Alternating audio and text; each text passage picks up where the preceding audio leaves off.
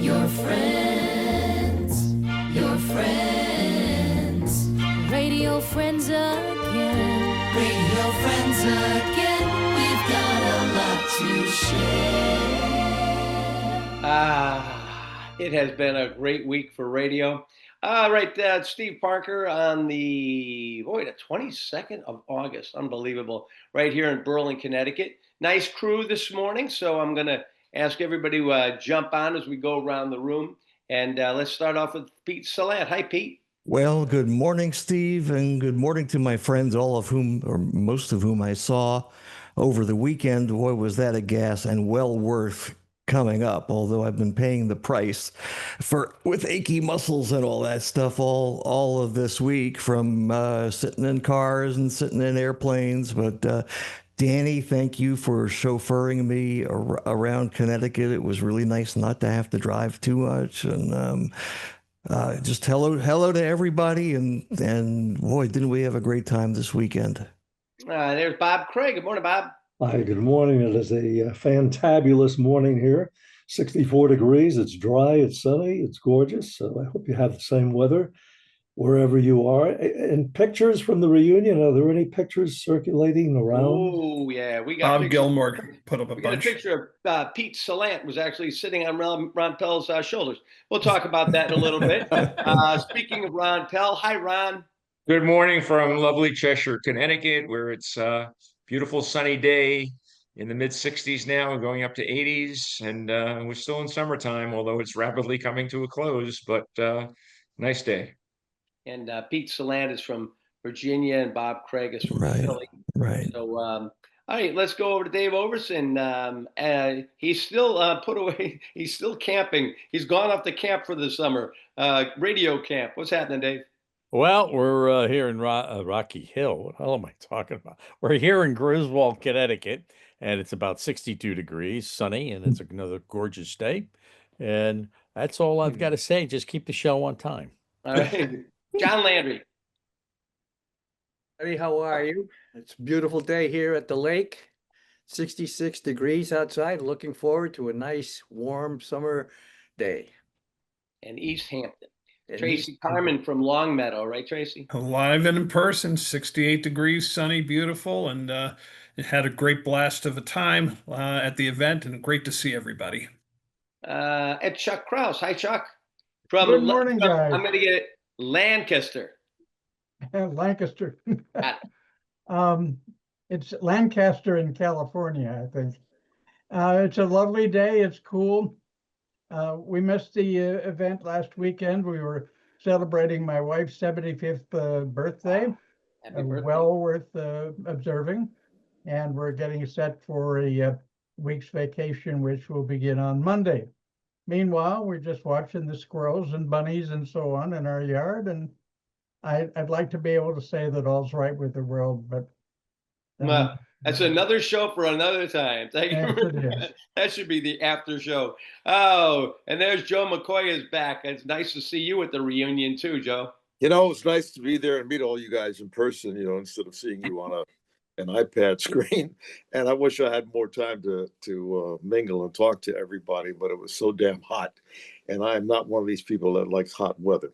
Anyway, as I was driving up there on 91, and I saw a sign that said Rocky Hill, and I immediately thought of Gene Pitney because he was from there. And but it was a lot of fun. And Pete and I got together. Pete Salant and I got together the day before, and we had a lunch, and we had a lot of great talk. And Pete and I knew each other for so long, but we actually never sat down to break bread and to really talk, and probably wasn't enough time. I thought we have to do this again, Pete, one of these days if you ever come back, okay?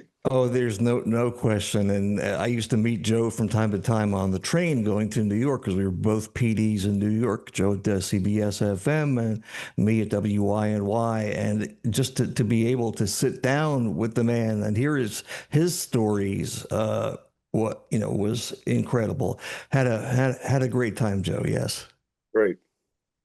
And and he was the Rockville Yeah, Rockville, not Rocky Hill. Rockville, yeah, Rockville. I'm sorry, Rockville. Yeah, the Rockville Rocket. You're right. That's it. Ed Bruders was with us on the reunion. Hi, Ed.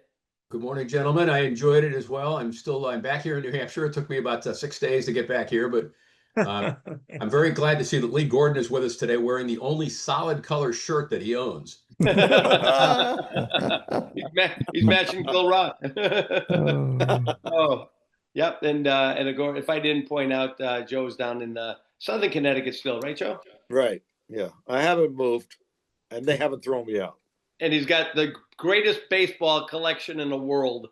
Bob Marks is here, speaking another baseball fan. Hi, Bob. Yeah, I'm a Yankee fan, so I don't want to hear any razzing from Red Sox fans. I watched the game. Painful. They've got our number this year. I can't explain it. Anyway, I'm in Vero Beach, longtime home of the LA Dodgers for spring training. That's why I moved here. Unfortunately, in 2008, they waved goodbye and flew away. But I'm still alive in 2025. Vero Beach is a place where the tropics begin. It's awfully hot for an awful lot of months. And every day you can figure it's going to be about 95, 96, and humid. And that's why Dave is camping all summer up there. And Pat Sheehan, was great to see Pat. Pat actually orchestrated, choreographed the entire outdoor shot, including carrying Dick Robinson in his arms down the stairs to get out to the parking lot, which was amazing just to watch that. Well, it was a great photo, and I hope you'll post that for everybody online here. And I did have to rush away from the gathering to get to the airport with my wife, and we went to Dallas for 3 days. We're back now in Cheshire and celebrating our wedding anniversary today, as a matter of fact. But I had a couple of meetings I had to go to down in beautiful Fairview, Texas, but came back Wednesday night and wanted to be back here to say thanks again to everybody for all of your participation over the weekend. But yeah, it was a little bit like herding cats, of course, to get everybody into the photo. But it worked out just fine. And wasn't it wonderful to celebrate Dick Robinson the way we were all able to do? For sure. Amazing. Just you know something, out of everybody, well, Ron and I think a few of us have been pretty much at all of them since 2010. And I think no matter what condition he's been in, Dick has been there pretty much for everything, right, Ron? He tries. He tries. On Saturday night at your party, Steve, I spoke to him, and I'll tell you, he's going through a lot of physical challenges at 87 or 88. What can you? Of course, he would, but his mind is as sharp as a tack. Had a great conversation with him. He just really, really on top of things. And God bless Sally. Sally, who right. What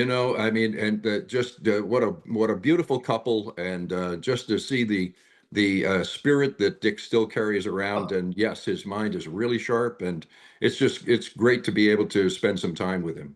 For sure. And his son Jimmy has had a tremendous, just a horrific car accident many years ago, and didn't even know if he'd walk again. And Jimmy has been known to, let's put it this way, Jimmy broke him out of a rehab place in Waterbury using the Hoyer lift and somehow getting him into the van at 3:00 in the morning. So, and then when Sandy Beach fell a few years ago, really a big man, Jimmy was out there even orchestrating that and getting him into the van because the EMTs couldn't do it. So, and then between Jimmy and Missy and Jill, there's so much love in that family, and they very proudly carry on that business, which is just great to see them all walking in his path, and it's just great to see. Danny Lyons, the Lion Roars this morning. Hi, Danny. To see everybody and hear all the amazing radio stories and television stories, and be around all these legendary radio people that I listened to growing up. And one thing I want to say about Dick is that, I thought he was 90, but I thought he just celebrated that birthday. But he always remembers your name and where you are and what station you're working for and where you've been. And I would see people come up and say, "Hi, Dick," and he would say hi and ask if they still lived in the same city as before. So sharp guy, and he's done so much for radio. And I love seeing, always love seeing Dick Robinson and all you guys too. So 69 degrees and sunny in Hamden. And Danny, I think it was the other thing about Dirk Robinson, for those of us who know him, it's the same exact thing. If he met a waitress one time 57 years ago, he'll say, "Gee, Carol, how's your son, Bob?" I mean, he never forgets that amazing. person. Never. It And he is, always gives everybody it the is same amazing. amount of time. Amazing. Jim Harrington. Hi, Jim. How are you? Hi guys. I'm sorry I missed your get together. Right place, wrong time. Dr. Hook, remember that? That was me because I actually was in Connecticut the weekend before. I had to drive up for family reasons up to southern New England, and what it reminded me was how much I hate the Connecticut Turnpike. Man, I got to tell you, between New Haven and Greenwich. I think my fastest speed was like 10 miles an hour. Oh boy. And it It's was terrible. it was never for a good reason. You know how usually there's an accident? It would be because somebody broke down on the other side of the road and people would slow down. There is to a look at it. reason, Jim. The reason is there's 20 million people living in Fairfield County now. That's the reason. But It's you know, just it's so compacted. I'm going to give you a little, I can remember like it was yesterday, going down for my interview at CBS FM. And that was what, I think it was the first time. I was actually interviewed twice. One time I didn't take it because I couldn't. I had a new baby coming. The other time I took it. You know, it's not going to come three times. And, but I remember driving down in 1974 and it being wall to wall. And I said to my wife, there's a lot of things that change in the world, but this is a constant. This doesn't change. The Connecticut Turnpike. So, I really wish I could have seen you guys. You looked like you had a great time. Everybody looked wonderful and happy, and that's what it's all about. By the way, it's about 70 degrees, 75 degrees, and cloudy in Pittsburgh. So what's new? Hey, I think it's just amazing, Jim. You know, we're working on trying to get a group come, maybe a whole carpool. We'll send Connecticut limo or something to get you. But we thank you. Lee Gordon is here, and Lee, I mean, I have to admit, it really went well because for 50 years since the day the music died on POP and 65 years of Big D, we had a great turnout of alumni there, Lee. Nice job. I had so much fun. I haven't left Farrell's. No, it was great. I'm very happy that I made the journey. I got to meet several. I know most of the people on the screen, but I got to meet a couple of the others that I had never met in person before, including surprisingly, because our time at Channel 3 overlapped by probably a couple of years, but this weekend was the first time I ever met Pat in person. Even though, like I say, of course, I was ensconced in the basement down at when I was at Channel 3, and Pat was up where the important stuff was going on. I was up in the penthouse, of course. You know, what can I say? But it was great to meet you in person, Lee. And you know, we've had so many of these conversations online. I feel like I know every one of you, even though I didn't work with many of you, but those with whom I did have you know, shared moments in different stations. It's just great to reconnect, but it's also great to widen your world by having these conversations. Totally. Well, we've got Bill Rock is actually the one that I'm second to the last, because Bill Rock basically gave our special guest today one heck of a start. So I thought I would throw to you, Bill, and talk about how you met John Saville. Well, John does credit me with that, which is very nice, of course, but he's had a very good career since then. Well, everything's working here except for my voice, and that's because of the fact that it's been on the air for 57 years, and it's finally getting back at me. But it's pretty good. Everything's going on well. I didn't see anybody last week because I didn't go to the reunion. As you know, my part-time work in terms of being a volunteer for the Waterfront Commission took me away with, we had an accident that many of you have heard about, drowning at one of our places, and so I was involved with that. But otherwise, I would have been happy to see everybody, and I'm certainly happy to see John. Well, that's a nice intro to John Seville. I mean, his resume would take up at least 3 shows. So we figured, John, we'd start with your world of radio, which is, and still is, who knows? It's never stopped. Good morning, John. Good morning, Steve. Good morning, everyone. And where are you at today, John? See, a little bit later on, I'm going to be heading up to iHeart and voice tracking a whole bunch of different radio stations. But locally in this market, I'll be on the river and Country 92.5 as usual on the weekend. Just got done doing a week of shows on the river. And then I have a podcast I just started out called What's Good with John and Joyce. 30 minutes each and every week, and we focus on what's good in the world. No politics, no negativity, uplifting, inspirational stories. And that's something that I've always wanted to do. Well, it really is. It is something. So why don't you tell us a little bit about your radio journey? And like you had said, I guess you interned with Bill Rock. Well, back in the day when I was going to Southern, I interned at WELI and worked with Walt Pinto. And I remember carting up all the songs for Ron Romer at the time back in the day and getting to know so many people there. And of course, Bill at ELI at the time as well, legendary. And I'm just so glad to see him on the screen. And he's been very, very complimentary. He sent me a nice little text after listening to me on YZ a couple weeks back, and it was very, very complimentary. And to get something like that from Bill, that's a keeper. That's a keeper. But I went from ELI. I worked at Southern at their college radio station program that for a while, WNHU. And when I was at NHU at the time, a gentleman named Mike McCann gave me a call, and he liked what he heard. And he called me at the college radio station and said, I really like your sound. We need an overnight guy at Waves, at 13 Waves. And I said, when do you want me to start? He said, tonight. That's where I met, Ray Rossi, over there, and worked overnights at Waves for a while and really loved it. But I was going full time at Southern. I had my DJ business, and it's like one of those things I learned in life. I'm going to say yes and figure it out later as we go along. And I just had no idea how I was going to get this with basically no sleep. But I would go to Waves on Temple Street after classes at Southern, get a couple hours of sleep, and then go on the air at midnight at Waves. And met so many great people there, so many legendary people. I know Danny was there at the time, and Kurt Hansen, who was a major mentor of mine too. As a matter of fact, Kurt had offered me a job at Weeby 108 when I took a job at DRC at the time. I was just weighing both of them. But just so many great memories of Kurt and so many people at Waves and KC 101.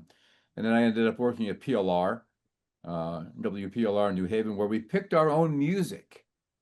And it was great. It was one of the best gigs I ever had. I worked overnight at PLR, overnights, and we just picked our own music. They hired you as an artist at the time, said, you guys know what the station's all about. You know music to pick. You would have the albums in the libraries, guys, and you would have like a sheet of paper on there, and you would write down when you played the song, initial it, so the next jock wouldn't play that song. And we pretty much knew. And then they would also like razor blade the cuts out on the album to make sure you didn't play that song on the radio station. That was off limits, right? And then I ended up going to, I think, YZ, working on doing the light rock. And I always wanted to work on a country station. And I said to the Gilmore family at the time, because they were really sinking in the ratings at YZ at the time, back in the mid 80s, said, we need to go country. If you really program a country station in a very contemporary, hip fashion with the right imaging, it's going to blow up. And the minute we went country, guys, the first rating book, it exploded. And of course, it all coincided with the big boom in country from the class of 89, 88, 89 with Clint Black and Shania Twain and Garth Brooks and Travis Tritt and Alan Jackson. All these superstars were coming up, and all throughout the 90s, which I think is the greatest decade for country ever. I was programming YZ in real time from 88 to 2000. As assistant program director and music director. I didn't have to go to it. It came to me. And that was a dream of mine to program a country station. And I'm still the only original member left from YZ that's there in 2025. So it's been one heck of a run. I also had a chance to work at Y107, Y&Y in New York. And I was hired by Larry Kenny. Oh, and I are you worked with watching him. it? Pardon? Oh, okay. So I worked at Y107 for a while, and it was great to be able to work in between Jim Kerr in the morning and Dandy Dan Daniels in the afternoon. And I was able to do middays there and just meet so many legendary people over at New York at Y107. So the career has been really amazing. And right now at iHeartRadio, I go between Kiss 95.7, doing the top 40 thing, doing classic hits with The River, doing country, some other stations around the New England market. So it's really been a lot of fun. It's been a heck of a ride, and I feel so grateful to still be in the game after all these years. Well, we've said it before. You know, you really to wear as many hats. Have you always been John Seville everywhere you went? Well, I mean, it's the only place I live. It's who I am, you know. But I've always loved people. I've always been a people person all my life, and I've just really enjoyed the whole biz of radio. Ever since I was a kid, my mom and dad said I would take a pen or a pencil and I would interview people. When I Oh was yeah. 5 or 6 years old, I'd be interviewing people, and then I would do my Casey Kasem. I had my record player in my room. I would stack the 45s, and I'd do the countdown. And mom and dad would come in and listen. I'd entertain all my friends in junior high school and high school. So they knew that radio was something I was going to do. I knew exactly from the time I was in junior high school and high school, much to the chagrin of my dad, because he wanted to be a professional athlete, because I was all state football and wrestling. I was scouted by the Red Sox as a pitcher in baseball. So I could have had a really good athletic career, but I always wanted to do radio. I knew radio is where I wanted to be. I was hooked like a lot of you guys, and no regrets at all. It's been really, really good to me. Yeah, I was really good with at West Farms Mall. I interviewed a lot of people with my broom when I was doing maintenance. I had cameras in the ceiling. I had everything. Yeah, it was bizarre. Well, you know, That's true. That's a true story. I know. And I wanted to bring Pete Saland in because Pete, you have quite a background with John. Well, John had already ensconced himself into the Connecticut radio field from well before I got there, but I was PD of YZ along with POP, ELI, and AVZ in the early and mid 2000s up until 2009. And John came into my life right about the exact time I really needed somebody to be flexible and voice track, and he started or restarted his career where it had essentially started, where he got big at Waves. I mean, sorry, at Country 92.5, and you know, I showed him how to do how to work the computer and do that stuff, because it had previously been carts and CDs and all that stuff. And I think it took him about a minute and a half for him to catch on, to the point where there was never any need for John to redo a break, because he sounded as natural as can be. And anyone who had heard him before would be able to identify him. And boy, no, it was just really a great experience having John on the staff. Thank you, Peter. Thank you. Yeah. And was it just a natural because of Seville to call yourself the Caddy Man, the Cadillac Man? Back in the days when I was at PLR, I used the name Big John Seville back in the day. You know, I think in the 80s or so. And then when I went to YZ, when I was there initially, our morning team referred to me in some kind of a skit as Cadillac. And so I went to the Oakdale Theater at the time, because the first concert we had when we went country Labor Day weekend, I think back in '88, was Barbara Mandrell. And so I went up on the stage to bring Barbara out, and there were a bunch of people in the front who yelled Cadillac, and the name stuck. So it's no longer Big John. We made the transition to John Cadillac Seville, and I've been using it ever since. You know, Cadillac, Caddy Man, you know, whatever, just different variations of it. But the Cadillac Man has been kind of the brand. Is that your real name or close to it? Yeah, real name is John Seville. It is, okay. Yeah. So They haven't tried to change it at any of the stations, John. They haven't. Have you always held on to Seville through your career? I have ever since day one. And it's really been great, because my DJ business, John Seville Entertainment, it's been a great cross promote. Yep. It's been a great brand for us all this time in Connecticut and beyond. How about Go ahead. Sorry. If I can jump in about John, I worked with John 2004, 2005, 2006, before I left to go to CRN. You had worked with Beth Bradley doing the morning show, and Beth, of course, had that tragic incident. Fortunately, she's still with us. But John Seville, first of all, when you hire John Seville radio station, his name preceded him. Everybody knows John Seville. I mean, John had such an amazing following in Connecticut radio that when Wayne hired John, I remember he came into my office. And one thing he doesn't mention about athletes, athletics and whatnot, John was a champion bodybuilder. He's not saying that, but you see pictures of John Seville in his 30s and 40s, 20s, 30s, and 40s. He was Arnold Schwarzenegger before, well, after Arnold Schwarzenegger, but he had that kind of a body. And but here's the thing about John Seville. Talk about a people person. We used to go out and do remotes and appearances, and John was the first guy who would say, I'll go, I'll be there. And John would come out and listen, a lot of DJs, a lot of personalities don't want to get involved with the public, don't want to go out and do appearances. John couldn't wait to get to an appearance. And he would walk around and introduce himself to everybody, no matter how long it took, whether you had a big crowd or a small crowd at a car dealer or wherever. And then John would make sure, where's the client? I want to go see the client. And he would go introduce himself to the client and say, what can I do for you? How can I help you? What do you want me to talk about? I mean, the guy was, I never worked with anybody who had that kind of attitude and that kind of commitment to the sales department of all things. And John Seville, one of a kind. Yeah, and I know, it's interesting, Ron. I always notice, and I want to just say to everybody, you're asking about pictures to the reunion. Most of the stuff is on Facebook, and I forget that not all of us are. So I will definitely send some stuff out. Pat, I see you got to run, so thanks for coming by, and thanks. Pat, I did have Angela threw me a 70th anniversary. I mean, a 70th birthday celebration on not anniversary on Saturday night, and I thank all of you for being there. And Pat, great spending time with you, and then seeing you again on Sunday. But it's great to see how you're just loving this, Pat. I could tell when you get to meet up with these people. You really. I can see that you enjoy it. So thank you so much for everything. I'm sorry to have to leave early, but got to go. Thanks for coming by. See you soon. See everybody. Oh, thank you all. Bye-bye. Bye-bye. Now, Ron, I wanted to just throw back to you because you've known multiple things for John: inspirational speaker, health foods, body. I mean, John, pull your shirt off now. No, I'm only. This guy is impressive. It's impressive. And no matter what age he is, he's ageless as far as his body type goes. But Ron, there's two people in this room. There's two people in this room who do more for public service than anybody in the world: Steve Parker and John Seville.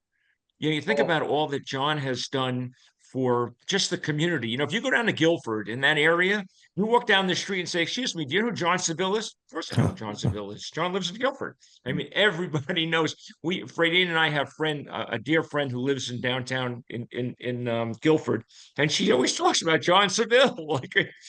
He's like he could be, John, you could run for mayor. Yeah, if you easily. wanted to. Interesting. Well, if you watch John on Facebook, there's so many things he's been involved in. John, you should talk about some of those things that you are involved in community-wise. Yeah, thank you, Bill. I've always loved my community. I've always been a big believer in giving back. I believe in karma. I believe that's your legacy. And as I get older, I keep thinking more and more about legacy, how I can speak and pour into people, speak faith into people. Because so many people have poor self-images, or they don't feel they can make it, or the world tries to beat you down. But if you could be that person that looks somebody in the eye and says, you could do this, and you help that person, you maybe have changed the whole trajectory of their life just by speaking faith in them, believing in them before they believe in themselves. So my wife, Patty, and I get involved in the community a lot through our church, whether it be certain community groups we're in, and the Rotary Club over the years, the JCs, whatever it may have been, and still continue to do that. But I wake up each and every morning, I do my prayerful work, and I just ask God to just put me in front of people that I can be good to each and every day, who I can help. Amen. Does that each and every day. And that's reflected too in the new podcast that you do, which is excellent. Oh yeah, and Bill, thank you very much for the comments on that. I teamed up with Joyce Logan, and Joyce and I worked together at PLR back in the day. Joyce is an amazing woman. She did marketing for Michael Bolton, Connecticut's own Michael Bolton. She worked with Mariah Carey, John Mellencamp, a whole bunch of others, Billy Squire and Carly Simon. And we just teamed up and wanted to put together a podcast. We met at the coffee shop, and I said, I'm looking for somebody to do this with. And she said the same thing. So I said, why don't we connect? So 3.5 months in, it's really taking off big time for us. People are responding to it in a very good way. And we're just going in there being organic, warts and all, nothing really fancy or slick, because I don't think people want slick nowadays. They want real. Just be who you are, warts and all. And it's really connecting with an audience. But you hit hit a lot of topics that are very important to people. It's one of the better podcasts I've ever seen. Oh, thank you, Bill. I appreciate that. We just get together and say we just plan everything out. We get there, we show a lot of respect for the guest. We let them talk. And we've had so many guests say that they've been on other podcasts where the interviewer keeps interrupting. And we always say it's not about us. And if somebody gets a little bit long-winded, we'll do it in a very polite way. We'll kind of like insert ourselves, but we let that person talk. They're the focus. We're not going to interrupt them. We're going to let them shine. It's not about us. We want to let that person shine. John, repeat the name of your podcast again. I want to write it down and check it out. Yeah, there's the coffee mug right there. It's called What's Good with John and Joyce. It's available on all the streaming platforms, but I'm encouraging people to go to YouTube and subscribe. It's free, and share it with everybody you know, because YouTube is a place you can monetize this. And we have a few local sponsors right now. We're almost to a point right now where we're considered social influencers, and national sponsors come our way. But the more we can do that, guys, the more people we can impact in a positive way. That's our thing. We're not doing this for the money per se. My whole adage is if you build it, they will come. Kind of like Field of Dreams, my all-time favorite movie. Yes. Yeah, I tune into Jim Harrington's podcast every day, and I want to ask Jim, are you on YouTube? Because I never checked you out on YouTube. No, I basically, because it's an audio podcast, and if it's tough enough doing an audio podcast, every day. When you do a video podcast, it involves a certain amount of production, video editing and stuff like that. But that's basically the reason why we haven't. Maybe we should, but then again, I have a face for radio, so. I was going to say, maybe you and Bill don't want to be seen, just heard. That's exactly right. What was the name of the program? What's Good? Yeah, What's Good with John and Joyce. I like it. CE. And just, it's real simple. And we have branding, and we have a studio in Brantford that a gentleman, it's called Direct Line Media. And this guy used to work and do Martha Stewart's podcast back in the day. And he also worked at Channel 3 for a while doing some of their lighting at the time. But he has a beautiful studio right down the street from my house in Brantford, Connecticut. And we go in once a week. And Joyce and I basically sit down, and everything is all done for us. I got to tell you, John, I used to have a cable TV channel in Brantford, Connecticut. Really? In 1979. It was, we called it, we thought we were being very creative. It was called CCTV Channel 1. It was on Schoolhouse Road in Brantford. I don't know whether you know where that is, Schoolhouse Lane. Yes. Yeah, it was right on the corner in an old farmhouse. And the idea was we were going to daisy chain into different cable networks. We were going to do basically a local TV channel type thing. It worked out. We did it for a year and a half, and I loved the town of Brantford, and there was some really good people there. And I kind of envy you that you live there. I drove right through it last week, as a matter of fact. So and you didn't even call to say I should have called it. Yeah, exactly. I don't know what I was thinking. Jim, do you remember when you back in 1979 we did a commercial for WELI? Yes. We had Walter Mann here last week, Jim, and really? And he was going on and on about. He was a kid, by the way. I don't know. When I was doing that thing, he was like 15. So yeah. I think if it's always remembers you, which is wonderful. So many of us, when you look around here, if you don't recognize divine intervention in your life, if you don't recognize the fact that there are no coincidences, or some people call them God winks, I think everybody really here does. I think even this program that that we're doing. There's something connected that way, and something said we got to continue doing this. But I feel really bad for the people who have stopped, and whether they think it's because of, I don't get paid what I should get paid and all that. That's a sad, sad state. Because I've said, and then John and I have had some discussions, and some of the other folks here, I know Jim and I, and well, a lot of you and I have had these discussions. Say a lot of you saved my life when I've gone through a lot of stuff in my life. But I will say though that God has given you a horn, and I always say that you're born with a horn, and it's a sin really if you don't play that horn. So you got to stop worrying about whether you're getting a paycheck or not. It's just hey, but Steve, what I thought was interesting is you guys said, someone said earlier about how we haven't met people, but we're drawn to the program. We feel a kinship, and I think that's what makes this program interesting. Is that we all have different backgrounds and all have different resumes, but yet we sit here and we have actually so much in common, And I have a funny feeling that we've lost Steve. Obviously, it was a very interesting conversation. You never walked away. You never lose me. My audio is always there. I had a dog freaking out, just stares at the treat box. I do that to dogs, Steve. I get them to freak out. No, but it really is something. I'm amazed how if you're just patient enough and you have your antenna up, and if you can hang through and you can ride the highs and the lows. Hey, God's there, and that's really it. And I try on my program on Saturday morning, the 11 people that we have, really nice folks though.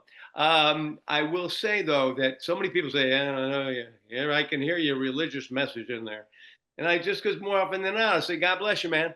That's just what it is. If you was it Pat who said he felt like he knew some of us, even though he hadn't met us, and that's kind of how I feel about you guys. We've been doing this how long? 2 years now?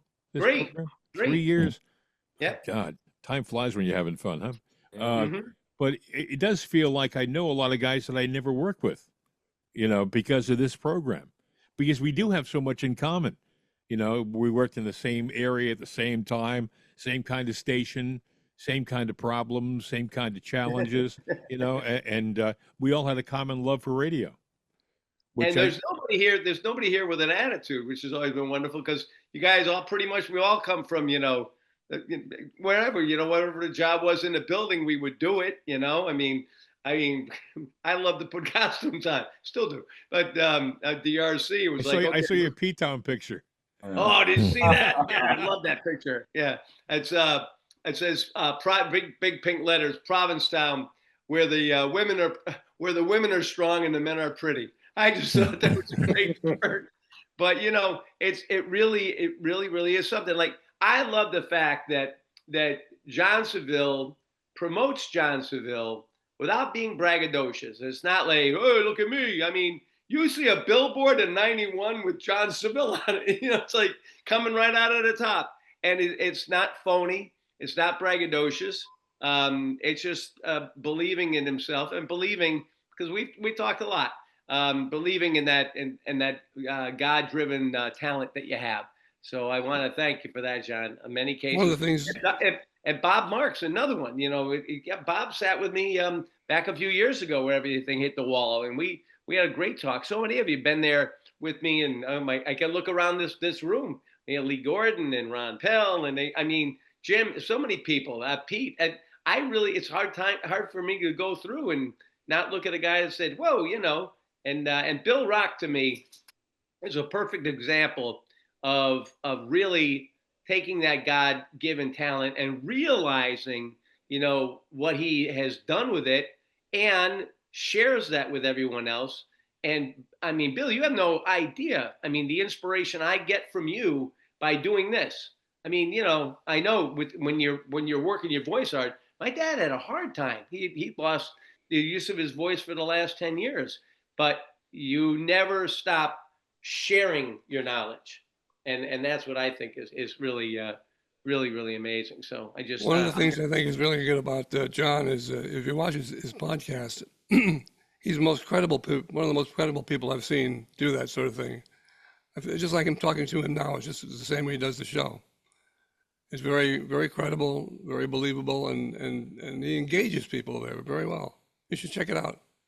Thank you, Bill. I'm definitely going to hire you as my agent. But I'll tell you, Bill, what I really admire about your career and so many people on this, everybody in this, there's so much to admire.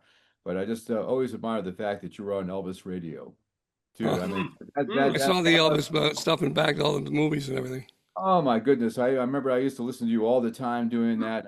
That's still a channel I go to often, along with pretty much everything else, because I'm so eclectic in my music taste. I love everything from hip hop to country to rock to alternative to reggae to I just love all music, blues. But the Elvis is definitely on my preset still to this day. But I really enjoy what you were putting out because there's so much passion, and I've had so much admiration and respect for Elvis himself. But when you were on that show, you could feel it. You could feel the love that came across when you were doing that show. So thank you for that. Well, the love actually came from the listeners. Yeah. The Elvis fans are very, very loyal fans. There are. And they still to this day write to me. Yeah. Wow. But it's because Elvis and them, their own personalities really what did it. And I put them together, that's all. I remember going back and hearing the July 4th or 5th show you guys had, and a lot of you guys were talking about Elvis when he passed away, and when he was supposed to be in Hartford on August 21st, which, in 1977, I had tickets for that show as well. But I was lucky enough to see him several times. I saw him in Nassau Coliseum in July of '73 when I was in junior high school, and I had a chance to see him in New Haven twice, Hartford, and even toward the end when they say he had kind of lost it a little bit. The charisma was still there. The audience still went nuts. But '73, when I saw him just after the Hawaiian special, Aloha Hawaii, I mean, he was in top form. Yeah. And I've seen so many entertainers like all of you probably have had, but I've never seen any entertainer in my career that had the charisma of Elvis.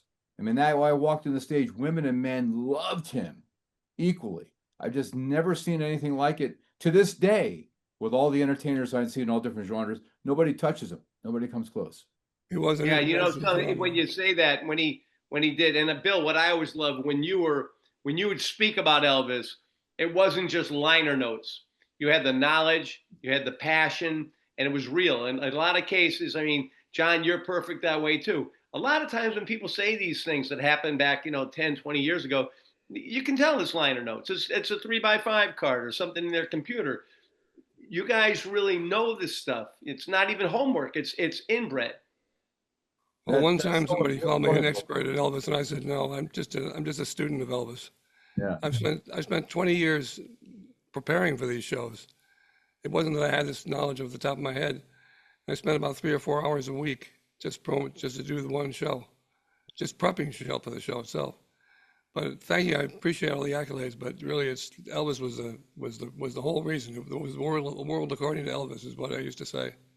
And Bill, I like the fact that you did your research before you went on the air. I heard too much. I can talk to you guys about this because you'll appreciate it. There's too much. That was, this is. Mm-hmm. That was, this is. That was, this is. My thing is, you have a chance to connect with an audience. I mean, commercial radio is competing up against, Sirius XM, and there's so much competition out there. When you have a chance to connect with the audience, take that seriously, because there's so many alternatives out there they can go to. Why should they tune into you and have to go through a 10-minute commercial break? That type of thing. What's going to make you stick out on the radio as a personality? And I think it's the respect when they listen to you, they think, wow, this guy's really into it. This woman's really into it. So especially on the River 105.9, which is a nostalgic format, 70s, 80s, 90s we play, come up with a little something different about the songs you're playing that they may not have known about. Go a little bit deeper when you do your research on Wikipedia, wherever you go. Don't just give them something. You play Freebird 1,000 times or Bon Jovi. Give me a little something about Bon Jovi that maybe I haven't heard before. And also talk about what they're doing now, currently, so it makes your throwback format sound contemporary and current. So if Bryan Adams has a brand new album, talk about the brand new album. Talk about the fact that, so-and-so Poison is going out on tour in 2026, a big stadium tour. Talk about what's happening now. And that way you take a classic format and make it sound current. And that's so important because everything old is new again to a whole new generation. So you have a whole bunch of 18, 19-year-olds listening to the classic rock, and today it's brand new, and you want to make sure that you're straddled between the people that have been listening for a long time and the new audience. But preparation is key. And like you said, Steve, not to make it sound like it's liner notes, speak from the heart. Know what you're going to say, put it down and speak to the audience, but be brief because they have that 10-minute commercial. You could say it in 25 or 30 seconds, right? Be a king of brevity. But get to the But point. you know something, John, what you said there, which is so true. So many of us, I mean, good Lord willing, in a couple of days, I'll be 70 years old. But so many of us have been beaten to death by, Journey and, Bon Jovi and all these things. And you have to remember when we were even teenagers, how much I'm sure John, when we loved to hear the 50s, loved to hear the 50s. Yeah. So if you don't, the 25 to 54, and even some of the teens, this is all new music for them. And they're as excited about it as we were when we first had it coming out. And so many of the bands that have performed, like Jimmy Buffett, 100 million times he's done Margaritaville, but he's always said that it's what he gets back from the audience. That's why they can do it every night. That's what drives them when they see their reaction. I mean, it's amazing. Yeah. The whole thing is just to bring that excitement every time you're on. I mean, what we do is a privilege. It's not about the paycheck or the lack of money. I mean, there's no money in commercial radio right now. I don't do it for that. I do it not because I have to, it's because I want to. I look forward to going up to Hartford today, even though I have a beautiful studio here in my man cave downstairs. I still go up to Hartford, Pete, and still track up there. And my wife, looks at me and says, "We just spent all this money on this beautiful studio that looks like a radio station in there. It's gorgeous. All the best equipment, but I still head up to Hartford because I love to be around, the atmosphere of the old school radio. And plus, a lot of the other personalities are up there too. They do the same thing. They have studios at home, but they come up to Hartford to track.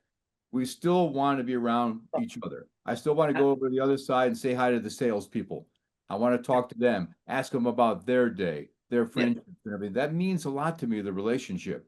But the joy of going up there and going up the stairs at 10 Columbus Boulevard and voice tracking, I look forward to it even after all these years, guys. 45 years of radio, and it's still fun. It's different, but it's still fun. Yeah, it's like you're saying, John. We talked about this multiple times on this show. That's what's going to keep local radio, community radio, really relevant because of the fact that it is personality based. And when they're going out and just throwing on voices that they might use in multiple markets across the country that don't have the passion for it, it's the personality that's going to make people. Gee, I don't need to go to Sirius all the time. I don't need to go to Pandora. They remember some of that local. And like with Bill, when Bill did, even though he was doing Sirius, he localized it by the knowledge of Elvis. That's what you don't want to just go there to hear the king. Bill was the king of the knowledge when it came to Elvis. So you knew you had somebody there that was really good. And I also find there's a similarity too, John, between you and Bob Marks as far as the Christian side of this stuff. They said that's what's keeping radio, that those stations continue to excel because they can't find it anywhere else. And, whether you're listening to, when CCC flipped to Christian, there's great Christian, but it's also who's delivering the Christian. And Bob stepped away from the business for a long time, went into the dark side of selling cars. No. And then what brought you back in, Bob? How did that, again, some divine intervention, what brought you back to radio? Well, it definitely was divine intervention because when I moved to Vero Beach, I had become part owner of a car dealership in Southington, something I never intended to do. But after I left DRC and said goodbye to Dick Corson, my next door neighbor owned a car dealership on Route 10 in Southington. And he said to me, "How would you like to own this place?" And I said, "No, I'm in radio, TV, and all that, and that's not going to be anything I want." But I did a couple of auditions and got turned down, and it discouraged me. And I said, "You know what?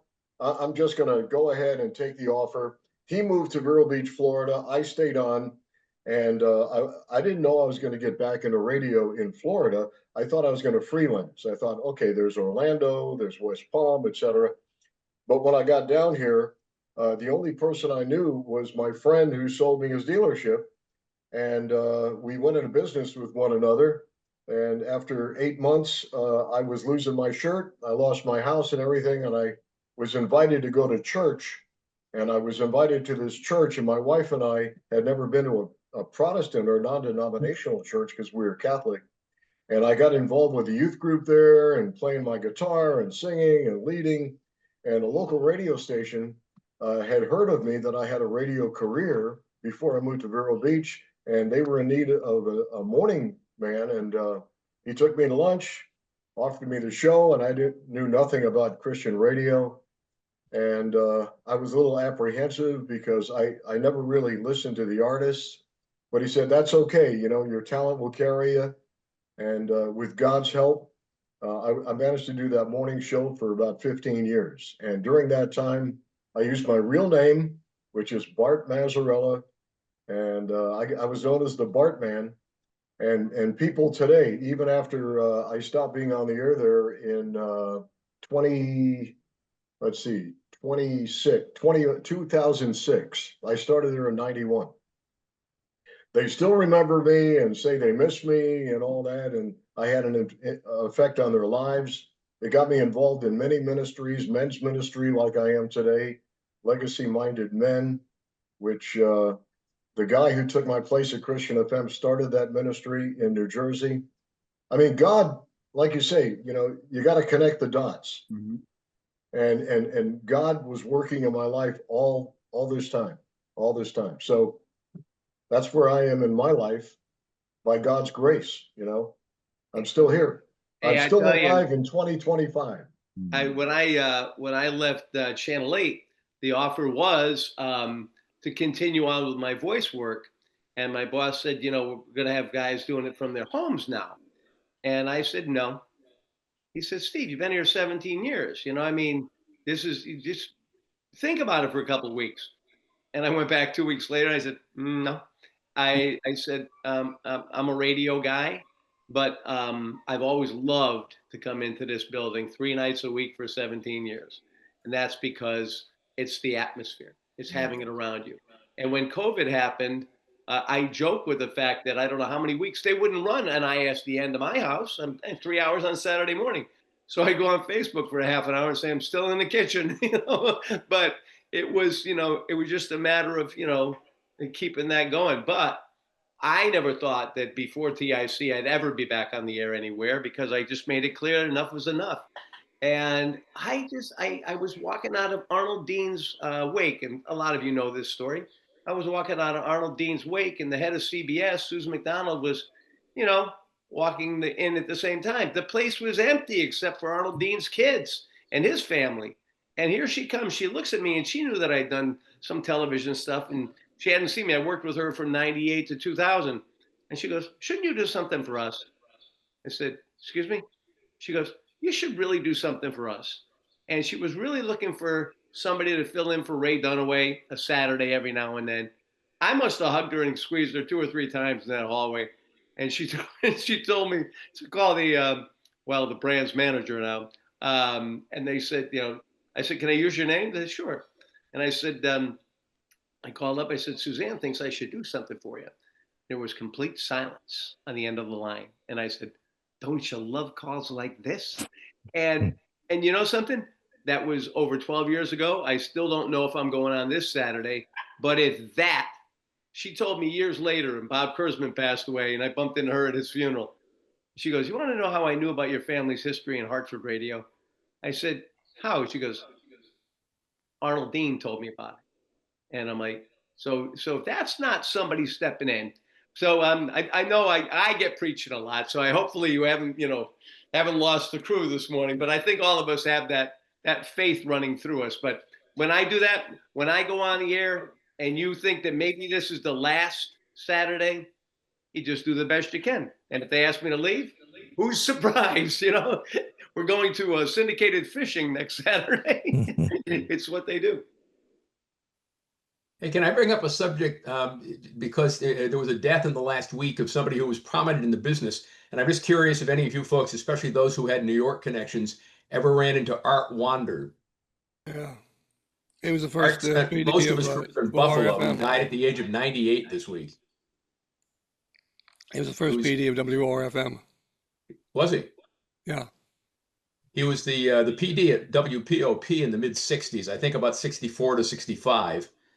But he had long chops in the business. He was doing a sports show in the Buffalo market until pretty close to his death. Did he do anything with WWRL in New York, a black station, Art Wander? He might have. Did he work at? Did he also work at? If it's the same guy I'm thinking of, WOL in Washington.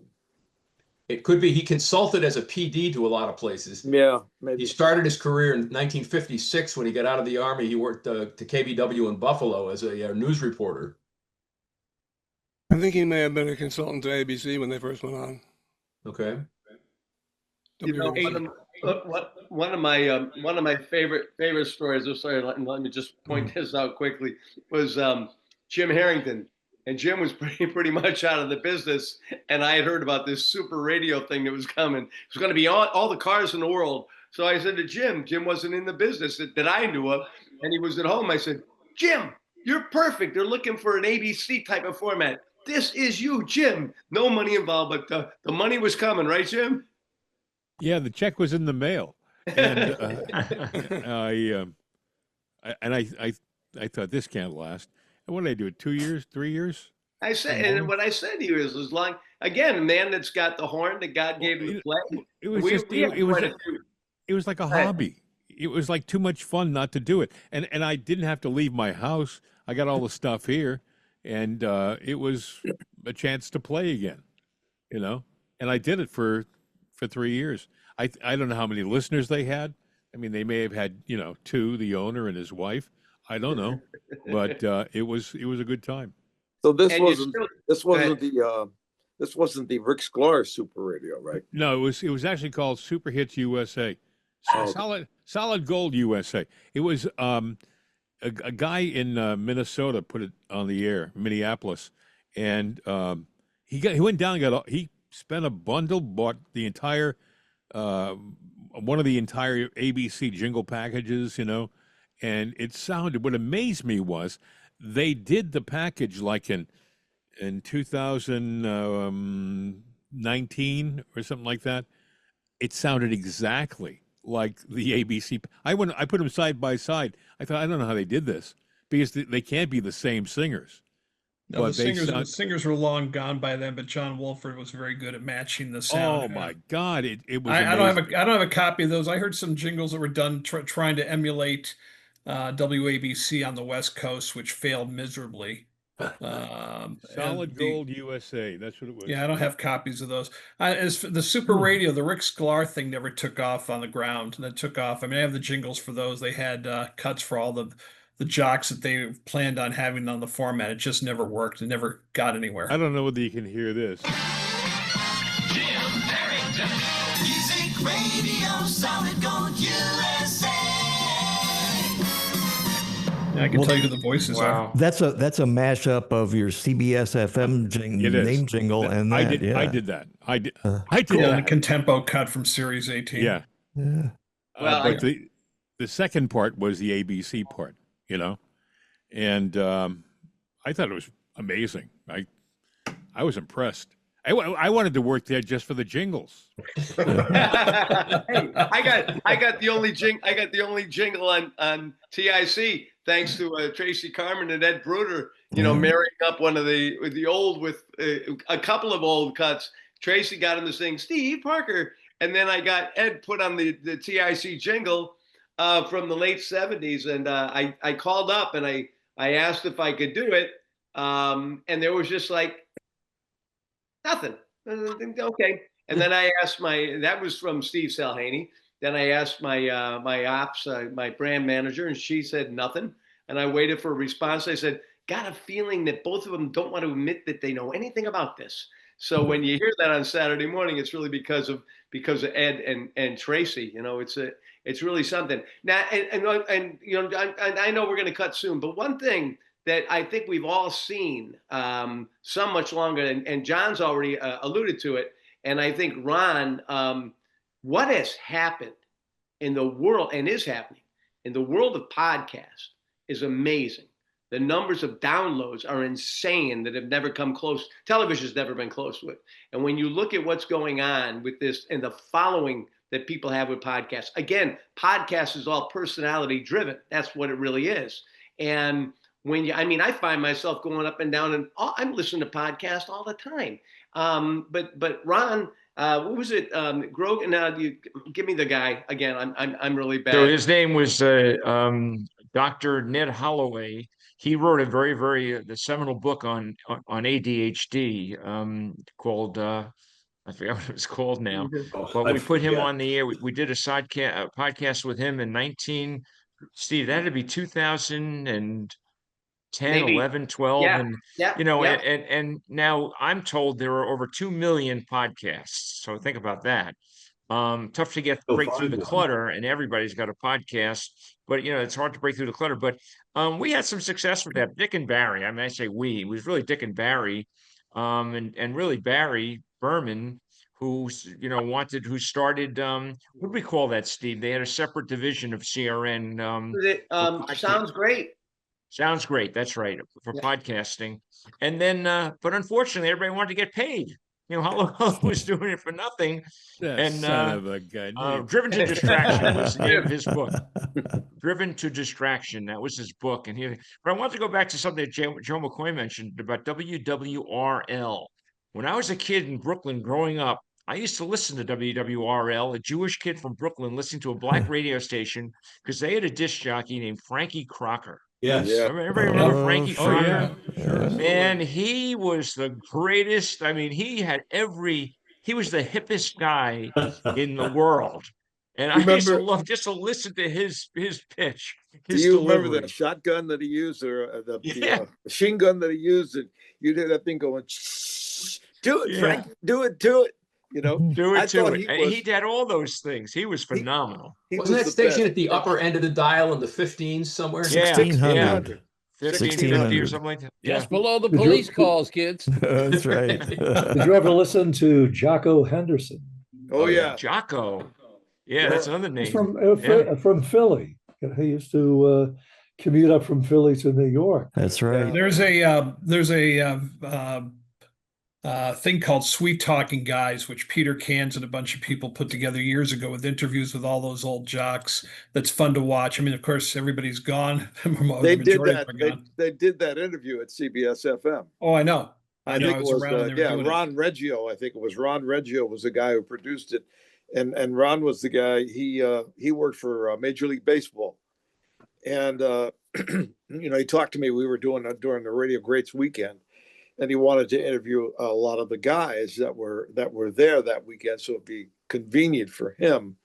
And obviously, I let Ron do it because he got for me one day. I went to the Museum of Broadcasting, and they had this video. It was the first time that they were ever showing it. It was the Game 6 and Game 7 of the 1952 World Series, Yankees and the Dodgers. Wow. On Kinescope. And so when Ron came in, I knew Ron after a while, and I said, Ron, you got to get me copies of those games. I said, I would love, and I said, then you can do whatever you want. And he did. And he got me copies, and with the commercials, with the little parrot on there singing to look sharp every time. And when you look at games back then, they only had one sponsor basically, and that was it, Gillette. And in the half inning, you saw the little parrot superimposed on the screen, and the jingle that would play behind it for about, I don't know what it was, 15, 20 seconds or something. And then at the end of the inning, you'd see a filmed commercial with a ball player, shaving in the mirror. Hey, this is Carl Furillo shaving with Gillette Blue Blades. Carl Furillo. Yeah. What they And, they only had about 4 cameras in those games, so I mean, maybe. you know, it was so pure. You watch a game back then, and you watch one of those videos back then, and it's like no nonsense, no bullshit. Not 8 million statistics. You just watch the game. Watch the game. And Yep. it was Watch the game. Oh That's God, right. it was so beautiful. With all the shit you're inundated with now when you watch a ball game. It's like shut up. Joe, last night I was watching, because I live out here, the Steeler Carolina exhibition football game. Do you know that they would do like a sideline report brought to you by, everything was commercialized. Right. Yeah. They commercialized the time check, or this picture of this football player is brought to you by, On the radio's done. Radio now sponsors the studio. Oh, hey, exactly. we're coming from what's that all about? Exactly. Hey, there was an excellent series, by the way. On the radio. I'm sorry. There was an excellent series that's on Netflix right now. It's called The Titans, and it's about the history of Hollywood, how it began back in the early part of last century, and the moguls that made it happen. And it is so well done. Some of the actual footage, and then they have actors from today, coming in to simulate some of the things that happen during that course of time. They go for about an hour a piece, and it's on Netflix, and it's truly outstanding to watch. The Titans is what it's called. If you have a chance, watch it. We fell upon it by accident. Let's give this a shot, but it's really, really well done. Hey, Joe, you mentioned the 1952 World Series. You think about when I was growing up in the 50s as a kid, you talk about announcers. We had Mel Allen and we had Red Barber, two of the greatest baseball announcers. And Red Barber was the most, I remember one point he did the Dodgers game in the 40s and 50s. He would sit in the stands. It wasn't like this fancy studio. He would literally be sitting in the stands with the people doing the games. And it's the most amazing thing, a very understated guy. And you mentioned it, and it's true. He let the pictures do the talking. They both did.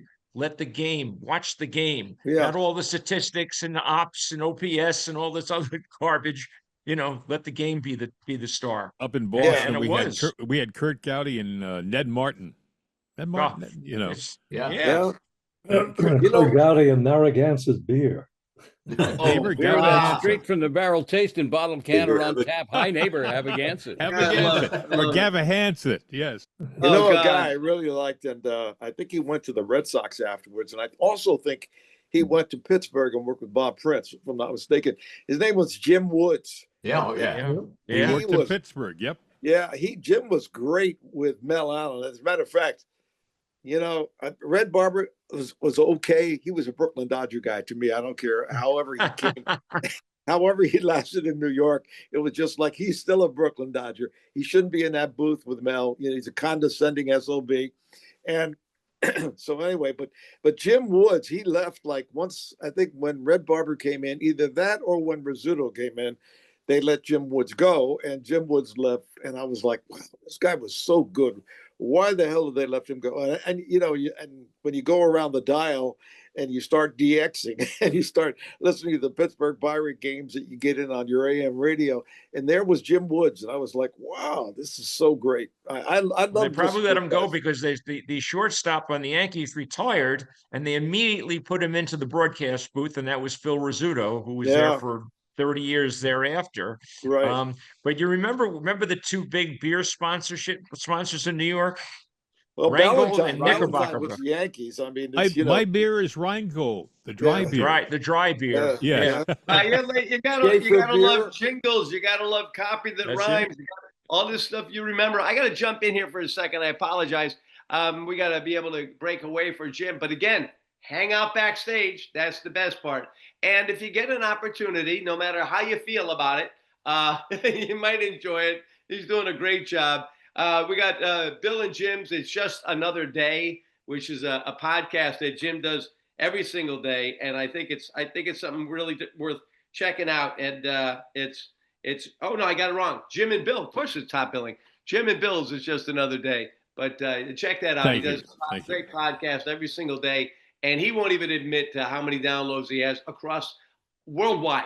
So he really doesn't talk much about that. John, before we leave, this was your first time. Anything you want to add, John Seville, before you go? No, I really enjoyed hanging around and just hearing the stories. You know, just you kind of listening and getting a feel for all this, but it just seems like a great place to hang out, you know, on a Friday morning. And I just appreciate everyone. I appreciate everyone's talent that's involved. You guys have all had a lot to do with making this industry so great. And just to be in the company of all of you is very humbling. So thank you. You got to come back. Oh, You I'll gotta be come back. back. You're one of us now. You've been And indoctrinated. this is not a You're- one and done. Yeah, No. that's right. And I'm going to be self-serving and just promote the podcast once again, guys. Look at that. What's good with John and Joyce? 30 minutes every Great week. cups. Yeah, and we have t-shirts and caps and everything else coming away. But you guys all know it's all about branding. But you got to have the right product too. You know, people can tune in, but they got to like what they hear and see. But Is the coffee good in that cup? Coffee's real good, Joe. I tell you, You gotta Joe, wake up on the Jim. right side. Jim Harrington, what kind of coffee should they drink? But wait, I forgot what we call it. Right side coffee. Yes, Right side coffee. He's got a great sponsor. Wake up on the bright side. Yes. Oh, God. All right, guys, we're going to get out of here. But again, please hang if you can. I know everybody's got things going on. And John, just to keep in mind, the way this operates, come in late, leave early if you want, no problem. I mean, it's just, we're very relaxed. Some guys can only have a minute or two to stop by, but that's what it's all about when we do Radio Friends again. It's just keeping that friendship going, like a bunch of guys stopping down somewhere and having a quick coffee or something on a Friday morning. We never know who's coming in, but we've always said since the very beginning, you know, even if a couple of us stop by, we would still do the same thing, just two of us. So that we never think about who's not here, whether it was this last weekend's reunion, or it's every week on this. It's all about who's here. And again, I want to thank everybody for the wonderful turnout. I want to thank my beautiful partner, Angela, for a great surprise party. 70th birthday is going to be coming up Sunday, the good Lord willing. I'm very, very blessed that she surprised me with that. And I also want to remind you, no matter what happens, highs or lows, or you got a few extra bucks, or you're down on your luck, go to Radio Friends of America. Radio Association of America. I got friends built into my brain. Broadcasters Foundation of America. Oh my God! Thank you very much. We're going to be going to so many different places looking for this. People tell me where to go all the time. BFOA though. See what happens when you hit 70. Yeah, And I do want to thank people that I had people that made very nice donations to the BFOA for my birthday. So we appreciate that. And I really I can't thank you enough. But it really is it's a great support system. For anybody. Let's face it, a lot of us, geez, go figure, there's a few egos in this business, but a lot of times it's hard to ask for help. It's all anonymous, and they can take along, at least there's somebody there to understand where you're coming from. And I do want to thank, boy, what a great group of folks today. I want to thank Pete Saland, John Seville, Bob Craig, Ron Pell, Dave Overson, John Landry, Tracy Carmen, Chuck Kraus, Joe Connor. We got, oh no, I got my Joes wrong. I confused my Joes. Sorry about that. Joe McCoy. Okay. Bob Marks, Pat Sheehan, Mark Green, Danny Lyons, Jim Harrington, Bill Rock, Lee Gordon, Clark Smith sliding in there. And Barry Berman is just joining us. So Barry, we invite you to stay around as we do step off so Dave can edit this thing without killing me. Steve Parker, Berlin, Connecticut. I want to thank you for listening to this edition of Radio Friends again. And hopefully you'll be back again next week. And feel free to jump onto the show anytime you want. We try to send the link out every week. So that's what it's all about, is just keeping the friendship, keeping the brotherhood and sisterhood going. And we'll catch you next week, which will be September 5th. No, it's Labor Day weekend. It's going to be, I'm always working ahead a week because of the show. It's going to be the 29th will be next Friday. So hopefully September 29th. So we'll catch you next time. Barry, hang in. We're still staying backstage. We'll catch you next time on the Radio Friends. Your friends. Radio friends again. Radio friends again. We've got a lot to share.